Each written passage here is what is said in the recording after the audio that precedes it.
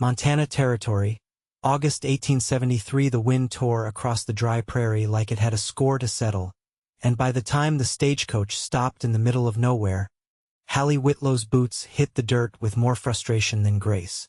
"You sure this is the place?" she asked the driver, eyes narrowing beneath the wide brim of her hat.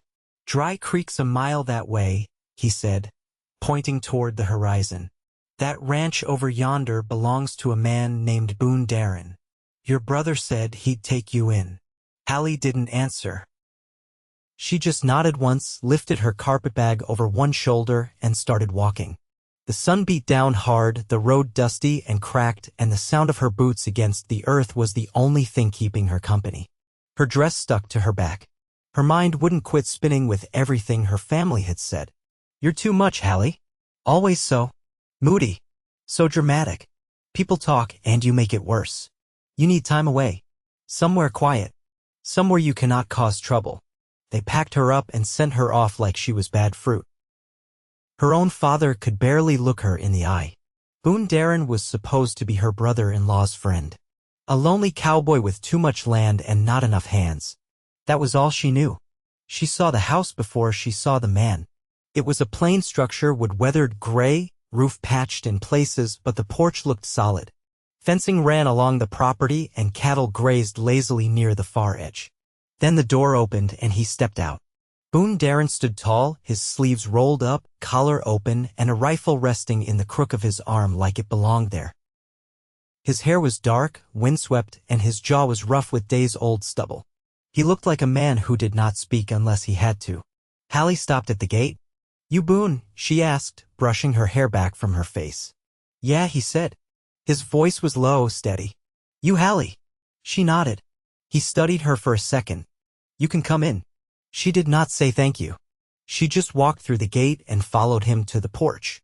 "I got a spare room," he said. "I ain't got help to clean it, but it is yours. You eat when I eat, and you work if you want to stay." Hallie raised an eyebrow. "You always this charming?" He looked at her. "You always this prickly?" She blinked, then let out a short laugh. It was the first time she had laughed in weeks. Inside, the house was cleaner than she expected. Sparse, but solid. Everything had a place. A small fire crackled in the stone hearth. The air smelled of wood smoke and horses. He gestured to the room on the left. "Bed's clean. I put water in the basin. You rest. Supper's at sundown." That night, they ate in silence at the wooden table. She chewed her beans and bread slowly, watching him. "You live out here all alone?" she asked. "Yeah." "No wife? Children?" "No, why not?" He looked at her, his expression unreadable. Not everyone gets the kind of life. She did not push. She knew what it was to carry unspoken things. The next morning, she was up before the sun. She tied her hair back, pulled on her boots, and went outside. Boone was already in the barn, saddling a horse. "You ride?" he asked. "Well enough," she said. He nodded once and handed her the reins to a chestnut mare. "Name's Maple." Gentle but quick. They rode fence lines that day, checked on calves, and chased off a coyote near the Northridge. Boone only spoke when he had to, but he always looked to see if she was keeping up. That night, they sat again at the table. She poured water into his cup without asking and passed him the last of the bread. "You do not talk much, do you?" she said. "I talk when it means something." She tilted her head. "And what means something to you?" He looked up at her, then really looked. "Truth. Quiet. Someone who means what they say." She held his gaze. "Then you might like me more than you think." He gave the smallest nod. The days turned into weeks. Hallie worked harder than she ever had, feeding chickens, mending wire, scrubbing the porch. She burned her hands on pans, bruised her knees hauling water, and cursed more than once. But Boone never judged her. When the horses got loose during a summer storm, she helped him chase them down through mud and wind. When his hand got sliced open fixing the gate, she cleaned the wound with such care he barely breathed. "You are not what I expected," he said quietly one night as they watched the stars from the porch. "What did you expect? Someone soft. Someone who would cry and run home." She looked at him. "Maybe I would have before, but home never felt like home. Not really." His jaw tightened. "I know that feeling." She turned to face him. You do not talk about yourself. No, you ever going to? He looked away, but not before she saw something flicker in his eyes. Pain. Loneliness. Maybe both. Maybe, he said. Over time, the silences between them started to feel full instead of empty. She learned the rhythm of his days. He learned the sound of her laughter. And slowly, Hallie began to feel something she had not felt in a long time wanted. Not for being pretty. Not for being someone's sister. Just for being herself. One night, as the wind cooled and the sky turned orange with dusk, she stepped out onto the porch and found Boone there, sitting on the top step. She sat beside him. Your family really sent you away. For being moody? He asked. She nodded. They said I was too much. Felt too strong. Talked too loud. Cried too easy. He was quiet for a long time. Then he said, I like that you feel. She looked at him, heart thudding. I like that you do not hide it, he added. I like who you are. She swallowed. I like who I am here. He turned toward her, and for a second the world went still. Then he leaned in, slow and certain, and kissed her.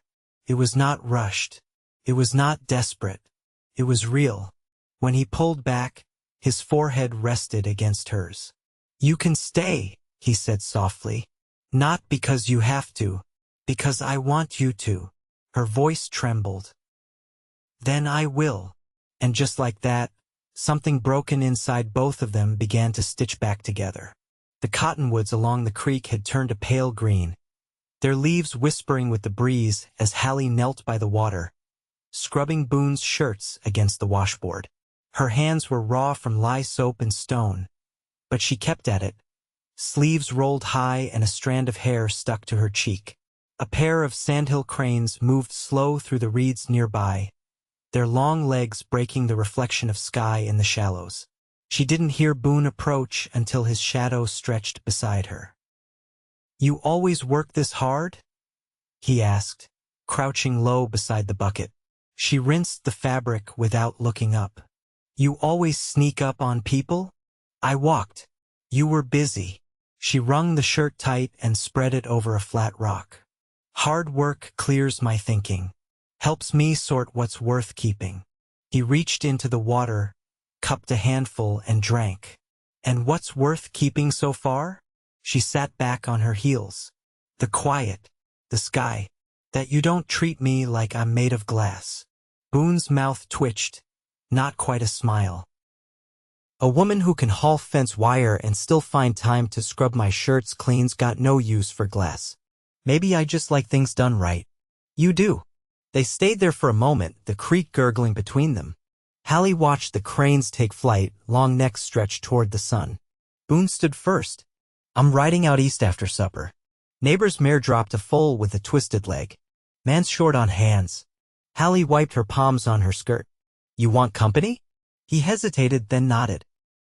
You ride better than most men I've met. That evening, they rode out with the last of the light, the trail soft beneath the hooves. Boone's lantern swung from his saddle, casting long shadows along the cottonwood trunks. The neighbor's ranch, belonging to an older man named Jasper Teague, sat tucked in a hollow near the hills. When they arrived, Jasper was pacing near the paddock, wringing his hat. Damn thing won't take milk. Mare's too weak to stand. Boone dismounted and handed Hallie the reins. Hold the horses. She took both sets without question and led them toward the fence while Boone stepped into the paddock. The foal, a narrow-legged little colt, lay trembling in the straw. Boone knelt, pressing a hand to its ribs, then looked over his shoulder. Hallie, he called, voice calm but firm. She tied the horses to the rail and came over. What do you need? Hold her head. Careful, he's weak, but scared. Hallie crouched and placed her hands gently along the foal's jaw. Its eyes rolled toward her, wide and wild. She spoke low, steady. You're all right, little one. We're not gonna let go. Boone worked a cloth around the foal's hind leg, straightening it with a whittled splint. Jasper hovered, muttering under his breath, but Boone ignored him. His hands moved with quiet confidence, his brow drawn in focus. When it was done, he leaned back. "He'll need a sling to nurse. You got sacks?" Jasper blinked. "Yeah, in the shed." Boone stood, brushing straw from his knees. "Bring two. We'll rig a lift." Hallie stayed by the foal, fingers still resting along its neck. "You've done this before?" Boone gave a slight nod. "Once. Long time back." The task took the better part of an hour. By the time they finished, the colt stood awkwardly between ropes, propped just enough to reach his mother. Boone wiped his neck with a rag as Jasper clapped him on the shoulder, gratitude softening the hard lines around his eyes. As they rode home, the stars stretched thick across the sky. Hallie leaned forward in her saddle, squinting at the horizon where the barn roof finally came into view. "You didn't hesitate back there," she said.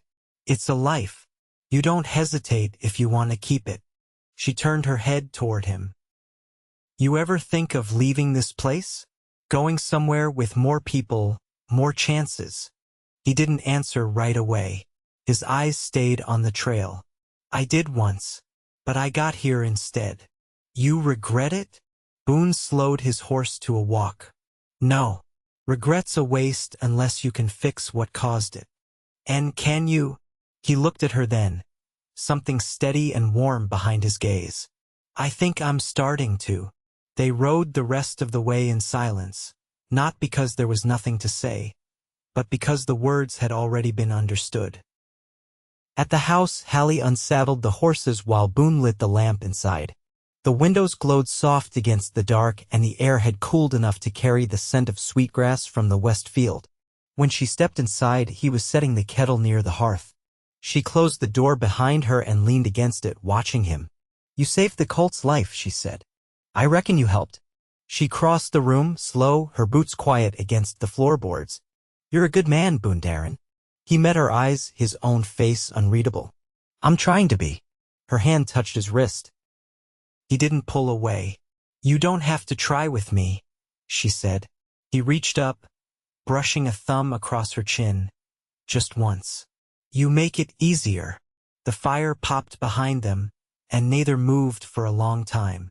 Then he leaned forward, not to kiss her, but to rest his forehead against hers again, like he had before. This time it felt like a promise rather than a question. Outside, the wind moved through the grass, and the night held them still. The morning heat was already rising when Hallie stepped into the barn, hands dusty from the flour sacks she tied into strips for calf bandages. Boone stood just inside, bent over the saddle tree, restitching a cracked cinch. His shirt clung to his back, hair damp at the nape of his neck. He didn't look up. "You need help with that?" she asked. He nodded once, holding the leather steady as she threaded the twine. "You ever fixed tack before?" he said. "My uncle kept mules. I was the only one who'd touch them." Boone grunted. "Mules are mean. So was my uncle." He looked at her then, the corner of his mouth lifting, not quite a smile, but something close. She kept her eyes on the stitching, fingers working neat and careful. "I want to show you something when this is done," he said. She tied off the last knot. "Where to?" "Old line shack up in the ridge pasture. Belonged to my brother." Boone saddled the horses without saying more. They rode out past the south field, across a narrow stream bed gone dry with the heat, then up through the pines where the air smelled thick of sap and sun-warmed stone. The shack came into view just before midday. It was small, tucked between a boulder and a stand of aspen, roof half collapsed but still holding. Boone dismounted and tied his horse to a low branch. "He built it before he left," he said. "Said he wanted a place to be alone when the house got too loud." Hallie stepped inside. Dust floated in the shafts of light, and a carved wooden spoon lay on the shelf beside a tin cup. A coat still hung on the wall, worn thin at the elbows. "He die out here?" she asked. Boone shook his head. "War took him. Not in battle. After. Couldn't come back whole." She looked at him, then at the coat. "You come up here much?" "Only when my head won't quiet." He sat on the step, pulled off his gloves, and rested his elbows on his knees. Hallie lowered herself beside him. My brother's name was Eli, Boone said. He was the better one. People liked him. He smiled easy. You were younger? By 2 years. She let the silence settle. Then she said, my mother used to tell me I'd never marry if I didn't learn to keep my thoughts to myself. Like a man would run if I opened my mouth too wide. Boone didn't turn toward her. You ever want to marry? I thought I did. Then I thought maybe I wasn't built for it. But now. He looked at her, finally. Now? She reached down and picked a pine needle off her skirt. Now, I think I just needed someone who didn't want me smaller. Boone's hand brushed hers, rough against her fingers. You ever wonder what comes next? She glanced at him. You mean tomorrow? I mean more than that. Hallie let her palm rest against his. His thumb curled slightly, holding her there. I've been wondering if I belong here, she whispered. If this place, if you, could be the kind of life I thought I'd never get. He didn't answer right away. The wind shifted through the trees, and somewhere down the slope, a hawk cried out. I want you here, he said. Not for a season. Not until you find better. I want you to stay because you've made this place feel like it's growing again. She blinked hard, then leaned her head against his shoulder. Back at the house that evening, Hallie stood at the stove stirring beans while Boone shaved at the basin. She turned slightly, watching him run the blade carefully down his cheek. You ever think about building something more? She asked. He dried his face. Like what? A bigger home. A place for more than just two. Boone met her eyes in the mirror. I'd build anything if you'd stay long enough to fill it. She set the spoon down, crossed the room, and placed her hands over his. I'm not going anywhere, she said. Boone leaned in, kissed her like it was the first time he'd ever been sure of anything. When they pulled apart, her breath caught, but she didn't step back. I want a garden, she said. And chickens that don't try to bite me. We'll fence them in better. And floors that don't creak so loud. I'll lay new boards. And a porch swing. Boone smiled then, quiet and true. We'll start tomorrow. That night, they lay side by side beneath the open window. The moonlight traced pale lines across the quilt, and the crickets outside sang low and steady. Hallie reached for his hand. You ever think maybe your brother would have found peace up here if he'd had someone waiting for him? Boone squeezed her fingers. I think he would have stayed if he'd known it was possible. She shifted closer, her voice soft. It is. For us. And in the hush between the wind and the stars, Boone whispered, yeah, it is. The first frost came early that year. It silvered the tops of the fence rails and left a crust on the water troughs. Hallie stood beside the barn, pulling the last of the onions from the soil, fingers stiff in her gloves. The garden had come up better than she'd hoped. Boone had turned the earth deep with the mule plow, and she'd worked it with care, row by row. Now the root cellar smelled of earth and promise. The shelves lined with jars of preserved peaches, beans, and wild chokecherry jam. Boone stepped out from the chicken coop, wiping his hands on a rag. He didn't speak right away, just nodded toward the smoke rising from the chimney. Fire's caught. I'll keep it going while you finish. She tipped her chin. I'll be along. Want to set aside some of these for Jasper. His wife's still in bed with her hip. Boone's brow creased. They get the midwife out from Miles yet? Not yet. Roads are too torn up from last week's rain. He adjusted his hat. We'll take the wagon down tomorrow. Bring her something warm. They worked until the sun was low, then boiled potatoes in the hearth and ate by lantern light. Boone sat back in his chair, rubbing his wrist. It's getting worse? Hallie asked. He flexed his fingers, then nodded. Comes and goes. Broke it rough once, years back. Never quite healed straight. She slid her chair closer and took his hand. Let me wrap it in the morning. Boone watched her as she turned his palm over. You're not afraid of much. I used to be, she said. But fear stops being useful after a while. He didn't answer, just hooked his fingers gently around hers, holding on. Later, they sat by the fire, the silence easy between them. Hallie pulled out a piece of mending Boone's old shirt with a tear along the sleeve and threaded her needle. The flames painted soft light across the floorboards. "Tell me something you haven't told anybody," she said, not looking up from her stitching. Boone leaned his head back against the wall. "I used to talk to the animals when I was a boy, out loud. Real conversations. Swore the barn cat understood me better than my own father." Hallie smiled without lifting her eyes. "That doesn't surprise me. Your turn." She paused. "I used to keep a notebook. Wrote down every time someone told me I was too much. I ran out of pages by 17. He shifted forward, elbows on his knees. "What made you stop?" "I decided maybe they were wrong." Boone reached over, touched the edge of the fabric in her lap. "You ever still carry that part with you?" She met his gaze. "I do. But it's quieter now." Outside, the wind picked up, rattling the shutters. Boone stood, checked the latch on the door, then turned back toward her. "You've changed this place," he said. "The house. The land. Me." Hallie rose too, setting the mending aside. "I didn't mean to change anything. I just wanted to belong." "You do." She stepped to him, their hands finding each other without needing to search.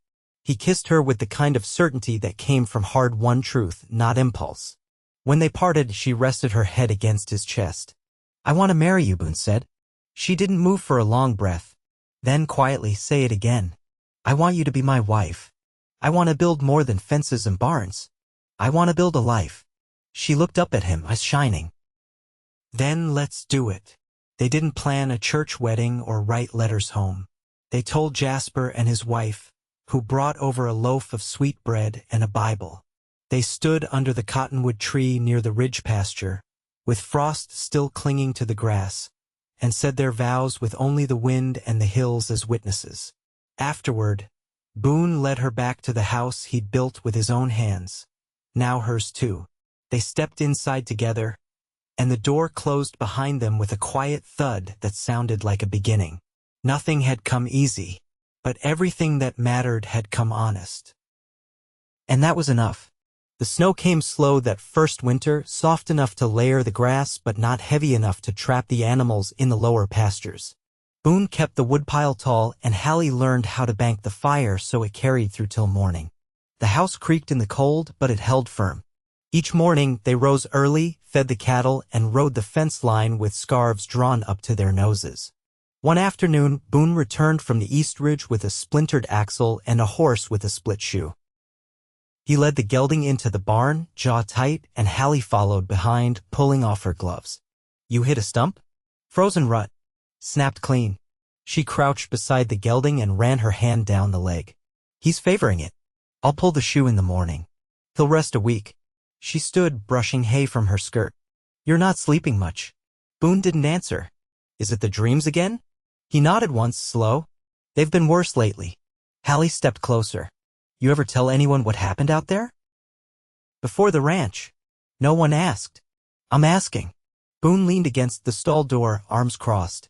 "I worked cattle outside Fort Kearny after the war. First winter, bandits came through, burned 2 homesteads near the river. I went out to help bury what was left." She waited. "There was a girl, maybe 14. She'd been hiding in the hayloft. I didn't find her until the second day." Hallie reached for his hand, warm beneath the chill air. She couldn't speak. "I carried her back to the fort. She died that spring, wouldn't eat. Wouldn't look anyone in the eye. I still see her sometimes. Like she's waiting for me to do something I never figured out how to do. You kept her safe as long as you could. It wasn't enough.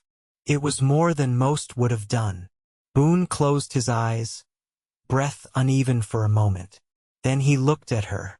"You ever feel like you owe the world something, but you don't know how to pay it?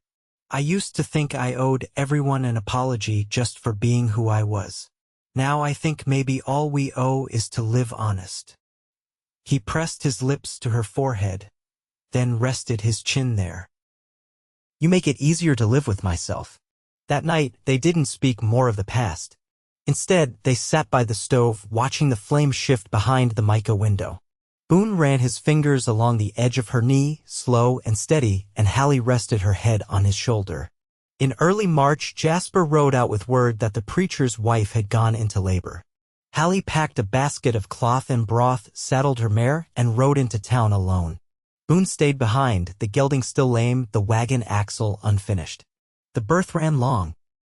Hallie spent 2 days in the town cabin, boiling water, wiping fevered brows, and folding infant linens. When the child came, a boy with lungs strong enough to rattle the shutters, the preacher wept and pressed Hallie's hands in thanks. She returned home late on the second night, wind-chapped and bleary-eyed. Boone met her at the gate with a lantern in hand. "Thought you might have stayed the week," he said. "I would've if they'd needed more help." He set the lantern on the porch rail and took her hand. "I missed you. I missed you, too." They went inside, where the hearth was warm and the supper pot still steamed. She ate with her feet tucked beneath her and his hand resting at the small of her back. When the kettle hissed, he rose and poured hot water into the basin. "Your hands are raw," he said. "I'll soak them later. Do it now." She didn't argue. He pulled a chair close and held her fingers in the water, slowly rubbing balm into each one. Neither of them spoke as he worked, but she could feel the care in every touch. By the time spring melted the last of the snow, they had planted rye and squash and rerouted the creek's edge to keep the banks from flooding. Hallie started sewing small clothes in the evenings, not because they needed them yet, but because her body had begun to change. Quietly. Gradually. Boone noticed first. "You're tired earlier," he said one evening, handing her an apple from the cellar. She peeled it slowly. "I haven't bled in 2 moons.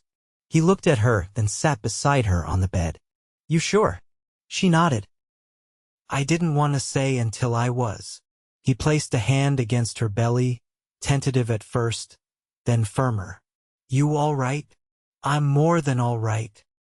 He rested his forehead against her shoulder. "I didn't think I'd ever get this kind of life. You have it now." Through summer, they built a cradle together. Boone carved the slats with wildflowers and tiny horses. Hallie stitched quilts from old shirts and leftover cotton.